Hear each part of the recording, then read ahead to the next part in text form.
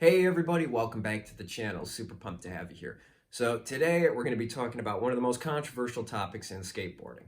And I know skateboarding and controversial don't really seem to go together, but that's until you hear what we're going to be talking about, and that is Braille, Revive, YouTube skaters, John Hill, Garrett Jenner, all the usual culprits.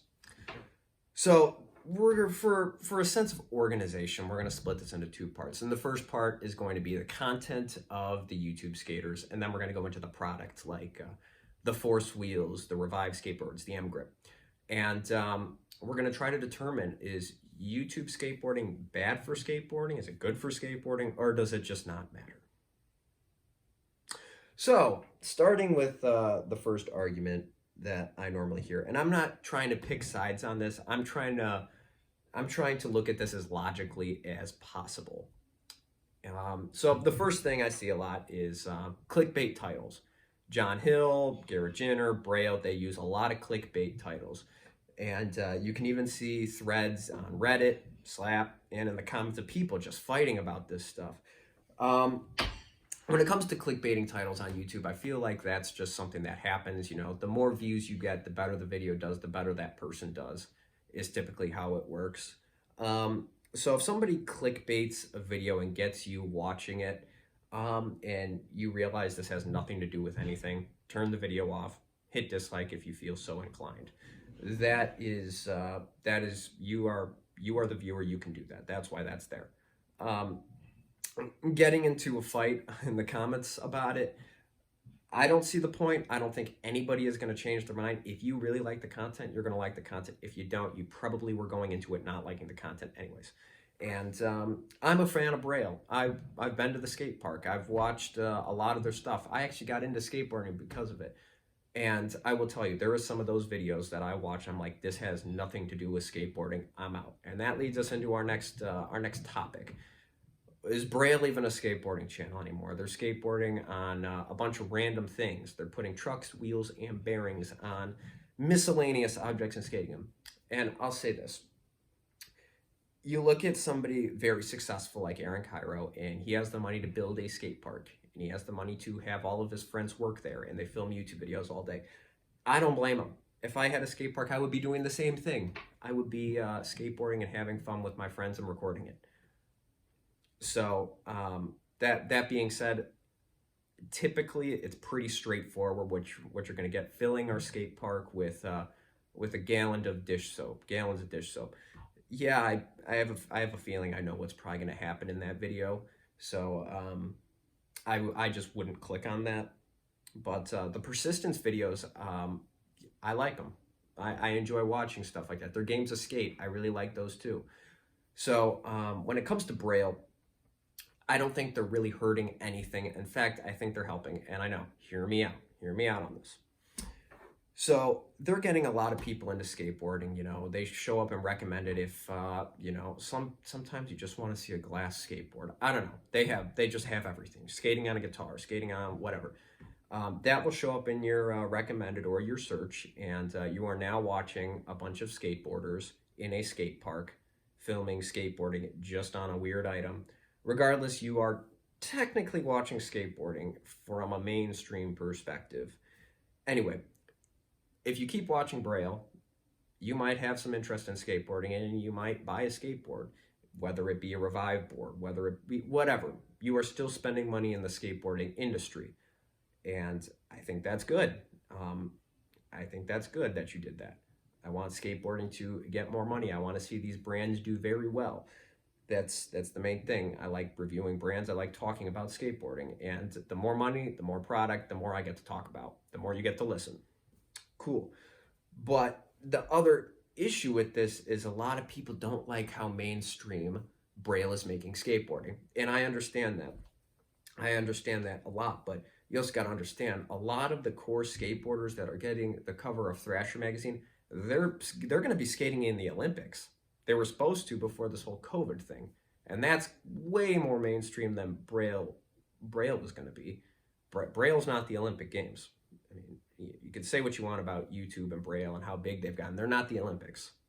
So I think at this point, Braille might just be dancing on the grave of making skateboarding mainstream, but they are not the reason. I mean, Vans and Thrasher t-shirts, they were big way before Braille blew up. I mean, you know, the skateboard, people taking the look and the style of skateboarders, that's been happening way before Braille. Skateboarding is mainstream now. And you know, if you really don't like that, I'm sorry, but it's there and it's happening. But really, what does that mean, though? More people look at it, more people like to dress the part, but it's not going to affect you in the skate park. It's not going to affect your skills on a skateboard at all. So, but yeah, I mean, it's frustrating that stuff like that happens. The main idea and the main point of this clickbait and the idea of YouTube skaters making a lot of money, even though they're not as good as the core skateboarders, they're just having fun on their skateboard.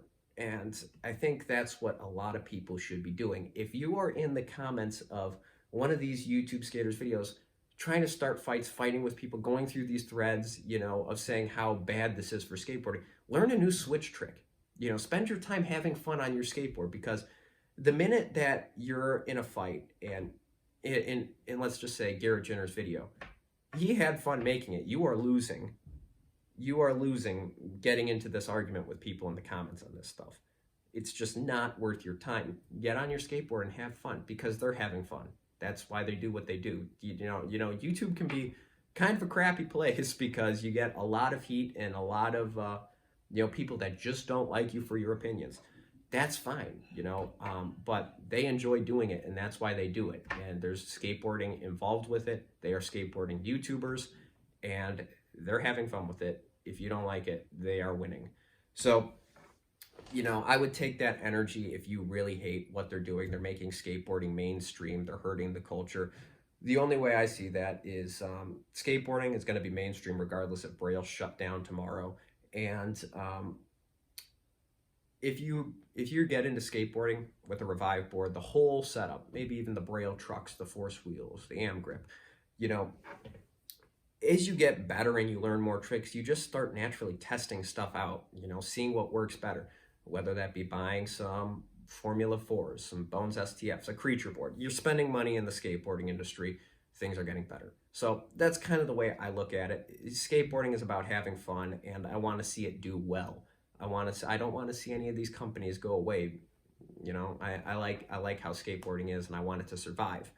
So that's kind of how I see this whole content thing. And if you don't like my take on this and you think, no, it's terrible, it's ruining skateboarding, those people you mentioned before, they are destroying it, feel free to dislike this video.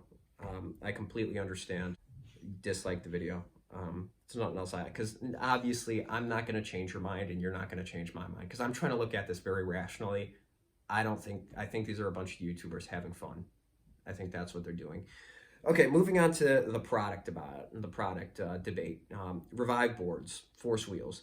So I've skated a majority of the stuff, not all of it, but a majority of it.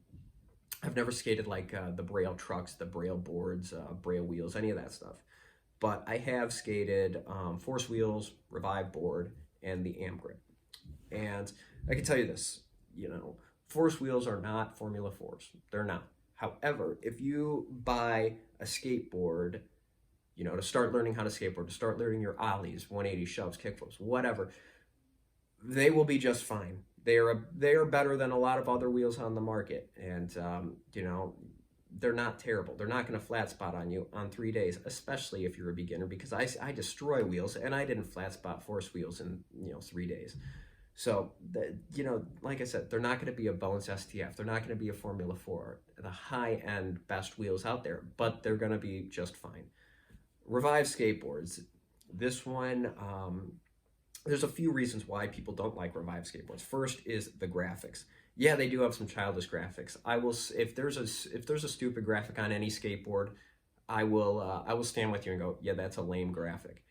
But marketing towards kids seems to bother people. Whatever. I don't dislike it. In fact, when Primitive drops the lines like the Sailor Moon, the Dragon Ball Z line, I think it's awesome. But a lot of kids are gonna think that's awesome too.